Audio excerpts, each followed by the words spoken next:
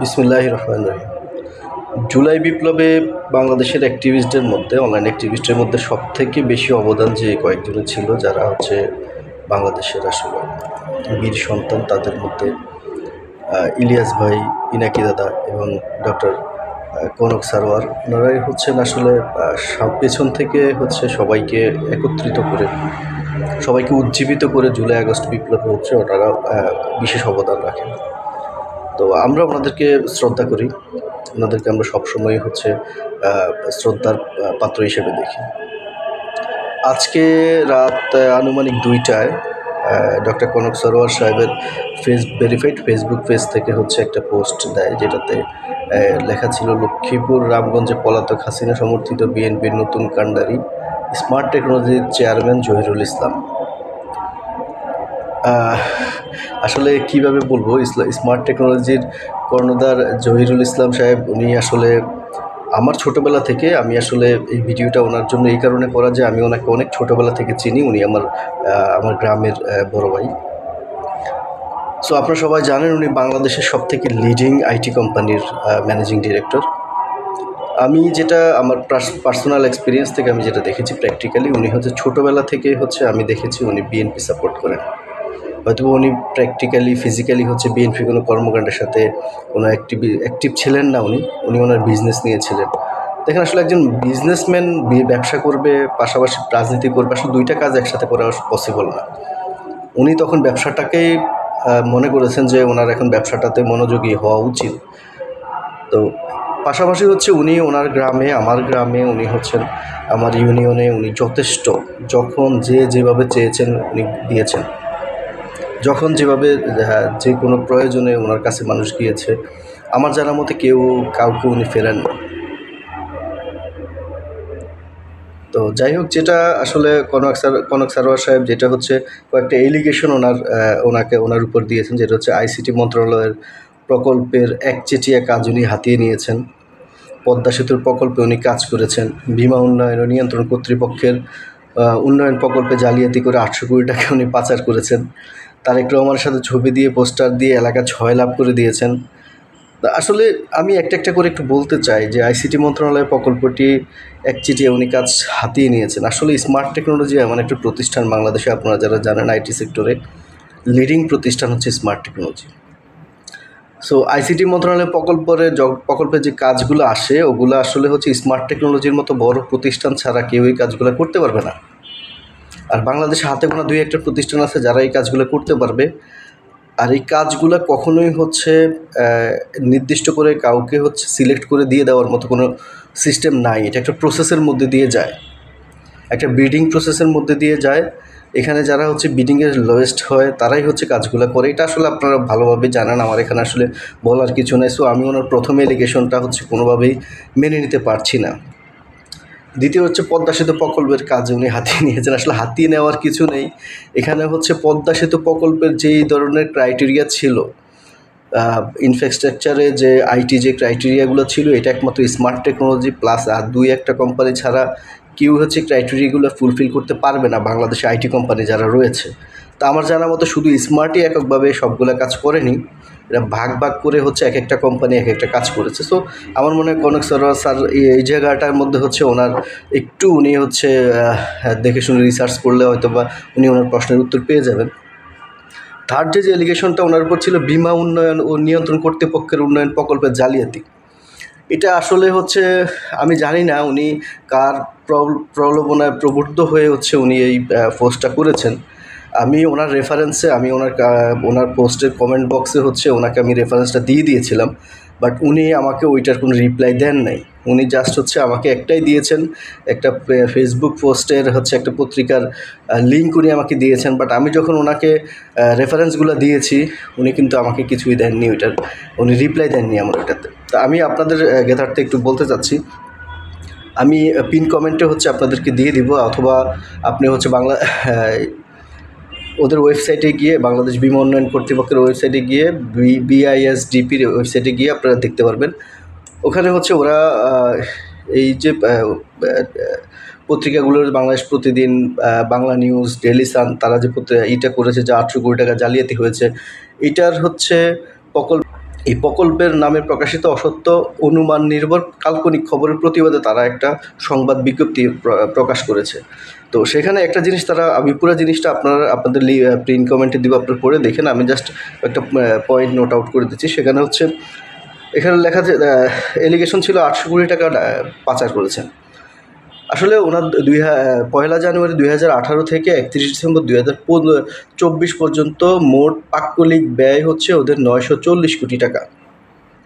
এটা হচ্ছে গত 7 বছরে ওদের ব্যয় হচ্ছে 940 কোটি টাকা। তো 7 বছর যদি 940 কোটি টাকা হয়, তাহলে 800 কোটি টাকা কীভাবে পাচার হয়? এই 940 কোটি টাকার মধ্যে তাদের বেতন বাতাদি থেকে শুরু করে ইচ অ্যান্ড এভরি খরচ এটার মধ্যে আছে। আর 2023-24 অর্থ বছরে তাদের মোট খরচ হচ্ছে 525.41 কোটি টাকা। তাহলে সেখানে 2023-24 অর্থ বছরে স্মার্ট টেকনোলজি অথবা জহিরুল ইসলাম সাহেব উনি কীভাবে হচ্ছে ওনার প্রতিষ্ঠান দিয়ে 800 কোটি টাকার পাচার করে নিয়ে যায়। তা আমার মনে হয় এই যে এলিগেশনটা হচ্ছে একটু কনক সারোয়ার সাহেবের একটু চেক করা উচিত। আই হোপ উনি আমার থেকে ভালো জানেন। আর সেকেন্ড যেটা, ফোর্থ যেটা হচ্ছে তারেক রহমানের সাথে ছবি দিয়ে পোস্টার করেছেন। আসলে আপনি একটা সংগঠনকে ভালোবাসেন, আপনি মন থেকে ভালোবাসেন একটা সংগঠনকে, আপনি নিজেকে উজাড় করে দিয়ে ওই সংগঠনের জন্য কাজ করতে চান। তারেক রহমান সাহেব হচ্ছেন বিএনপির, বর্তমানে হচ্ছেন উনি বিএনপির কর্ণধার। সো ওনার ছবি দিয়েই তো পোস্টার ছাপাবে, তাই না?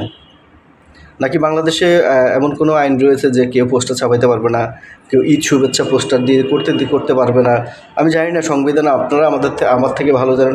কনক সারোয়ার স্যারকে আমি একটা কথাই বলবো যে যদি সংবিধানে এমন কোনো কিছু থাকে তাহলে হচ্ছে আমার কথার জন্য আমি সরি, আর যদি না থাকে তাহলে আপনিই বলেন, আপনি এটা কি সাধারণ মানুষ করতে পারে না? আমি একটা সংগঠনকে ভালোবাসি, সেই সংগঠনের কর্ণধারের ছবি দিয়ে আমি ঈদ শুভেচ্ছা জানাচ্ছি, এতে তো দোষের কিছু নেই। আর উনি আসলে পলিটিক্সে আসতেছেন, উনি পলিটিক্স করতেছেন, এটা একান্ত ওনার ব্যক্তিগত ব্যাপার। আর আমরা রামগঞ্জবাসী, আমরা সৌভাগ্য, আসলে আমরা বলবো যে আমাদের সৌভাগ্য যে ওনার মতো একজন মানুষ এসে আমাদের রামগঞ্জের নেতা হইতে চাচ্ছেন। এটা আসলে আমাদের জন্য খুবই সৌভাগ্যের ব্যাপার। আমাদের গর্ব করা উচিত এটা নিয়ে। আর উনি যে এখন থেকে সামাজিক উন্নয়ন কাজে হচ্ছে নিজেকে জড়াচ্ছেন তা কিন্তু না। উনি ওনার বিজনেসের পাশাপাশি যখনই সময় পেয়েছেন উনি তখনই হচ্ছে আমাদের উপজেলাবাসীর পাশে এসে দাঁড়িয়েছেন। যখন যেখানে যা প্রয়োজন হয়েছে উনি সেই অনুযায়ী কাজ করেছেন।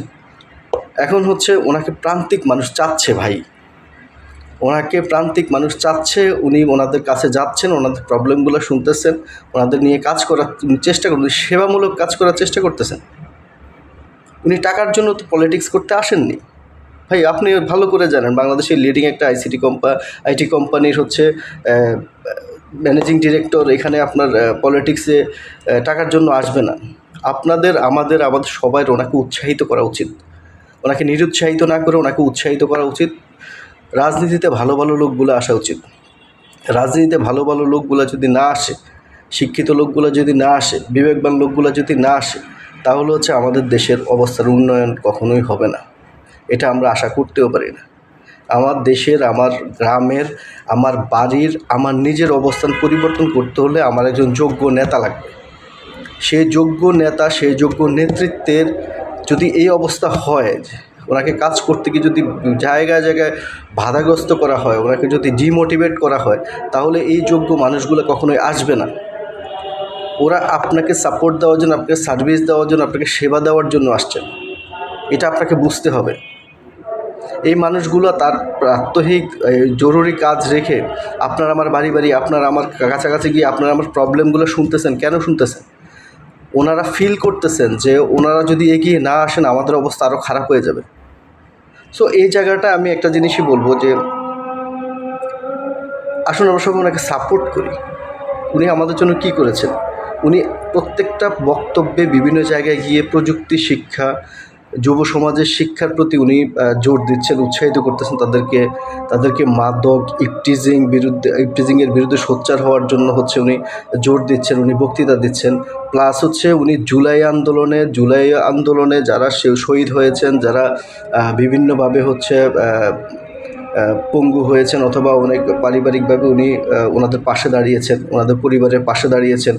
তো এটা আসলে আমার রামগঞ্জের যেই নেতারা রয়েছেন, যারা রামগঞ্জে বিএনপির রাজনীতির সাথে জড়িত, আমি তো কারো ফেসবুক পোস্টে এমন কোনো পোস্ট আসলে আমি পার্সোনালি এখনও পর্যন্ত লক্ষ্য করিনি।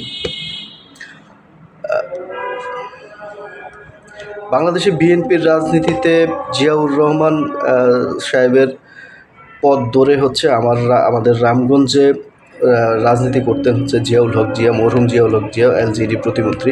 ওনাকে আমরা মন থেকে শ্রদ্ধা করি, দলমত নির্বিশেষে ওনাকে রামগঞ্জে সবাই ভালোবাসে। ওনার মতো করে হচ্ছে উনি যেমন প্রান্তিক মানুষের কাছে পৌঁছে যেতেন, প্রান্তিক মানুষের কাছে গিয়ে তার সমস্যার কথা শুনতেন, সেটা সমাধান নিয়ে কাজ করতেন, সেই জিনিসটা জহিরুল ইসলাম স্যারের কাছ থেকে আমরা পাচ্ছি, আমরা দেখতে পাচ্ছি। তা আমাদের সবার উচিত ওনাকে সুযোগ দেওয়া, ওনাকে সময় দেওয়া, ওনার পাশে দাঁড়ানো। আমরা কি চাই আসলে? আমরা পলিটিক্স বুঝি না ভাই, আমরা আসলে বোকাশোকা মানুষ, আমরা গ্রামের মানুষ, আমরা পলিটিক্স বুঝি না। আমরা একটাই বুঝি যে এই বর্তমান রাজনীতিতে ভালো মানুষ আসুক, আপনারা তাদেরকে আটকায়েন না, আপনারা তাদের পাশে থাকেন। আর যদি উনি চলেই আসে, আর যদি ওনাকে যদি নমিনেশন বিএনপি দিয়েই দেয় অথবা নাই দেয়, উনি যদি, ওনার তো ভোটে দাঁড়ানোর অধিকার রয়েছে, স্বতন্ত্র হলেও তো ওনার ভোটে দাঁড়ানোর অধিকার রয়েছে, তো সেই জায়গা থেকে তো আপনি তাকে নিরুৎসাহিত করতে পারেন না। আর কনক সরোয়ার স্যার, আপনাকে একটা জিনিস অনুরোধ করবো, আপনি যে এলিগেশনগুলো দিয়েছেন এগুলো সবগুলো হচ্ছে মিথ্যে, বানোয়াট।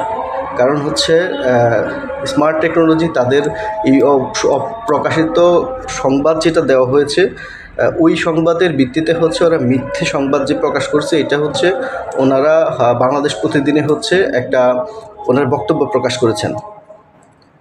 এটা আসলে ওনারা যদি নিট অ্যান্ড ক্লিন না থাকতো, ওনাদের জায়গা থেকে ওনারা স্বচ্ছ না থাকলে ওনারা এই জিনিসটা করতে পারতো না।